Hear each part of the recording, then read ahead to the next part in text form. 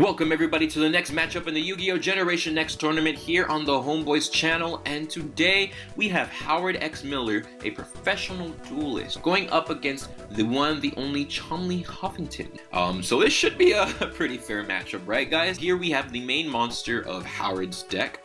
It is Level Jar, and its effect reads that all monsters on the field return into the owner's decks. You count up the levels of all monsters that were returned to your deck, and you draw that many cards. If you guys do not draw one of the monsters, or a copy of that monster I should say, that was sent back into your deck, you have to discard every single card that you drew. So that is actually very, very devastating. With people who use high level monsters, like really high level tribute monsters, some people in this tournament use rituals, a good amount use like fusion monsters. Level Jar can get very, very ugly. He can easily make you draw 10 plus cards, and there is that scary chance that you just lose all 10 of those cards. But that's not where the disaster ends, because you do have Absorbing Jar, so his flip effect destroys all face down spells and traps on the field, and the mill factor that is both players draw a card for every one of their face down spells and traps that were in fact popped. Then, to make things even worse, you do have two copies of Aroma Jar, who is a Marshmallow that during each player's end phase gives you an additional 500 life points. So if you're taking hits left and right, you play one Aroma Jar and you are almost guaranteed, unless your opponent has some sort of card effect destruction, you are almost guaranteed to stall out as long as you could possibly need, down to your very last card. You do have Needleworm and Hero Shadow Scout in order to hinder your opponent even more, and Hero Shadow Scout is just as deadly as Needleworm because a lot of these decks have a considerable amount of spell cards. And Chainsaw Insect in case you do need some sort of beatdown, but most of the time that's not really the case. I gave him Gift of Greed and Present card, as if your opponent wouldn't be drawing enough on top of the card destruction that is in this deck. Then you have Super Guard here, so you have to pay 500 life points during all of your standby phases, but your monsters cannot be destroyed by battle. So the big thing right here is Monster Register, because no, Level Jar is not the biggest threat in this deck. It is basically tied with this guy right here. So it's a skill drain type of cost. You pay 1,000 to activate this continuous trap card, right? And every time a monster is summoned, the summoner of that monster has to mill a card times the level of that monster. And to make matters worse, you have Trap Sloozer right here. I don't know if it's Sloozer or Sluzzer. I haven't actually watched this episode, not in a couple of years. But this guy makes you unaffected by the effects of continuous traps specifically. So you play him in attack mode, you activate your Monster Register, and you never have to worry about milling every time you try and flip summon one of your guys.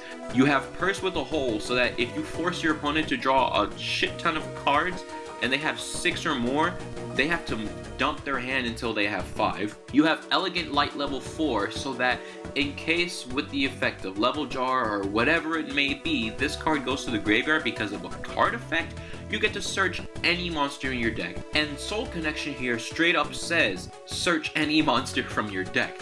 But somehow, this deck still was not broken enough because you do have 5 of the key pieces from the Empty Jar deck. And so yes, he does have one of each of these, but I only gave him one Book of Eclipse and I didn't give him any other key parts of that Empty Jar deck so that he wouldn't be an FTK machine running through the tournament.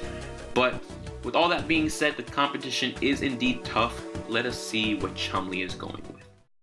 So Chumley Huffington here is using an Australian deck because that's just what he used. And I did give him quite a bit of other monsters that he was never seen using, because I actually, believe it or not, sat down and read up on what types of animals could be found in the entire country of Australia, because I wanted this to be as accurate as possible, right? So you just have a mishmash of stuff. You have Vampire Koala, who's a nice beat stick. You have the famous Desk Kangaroo over here, and Big Koala, who fused to make Master of Oz, and there are in fact 2 copies in here.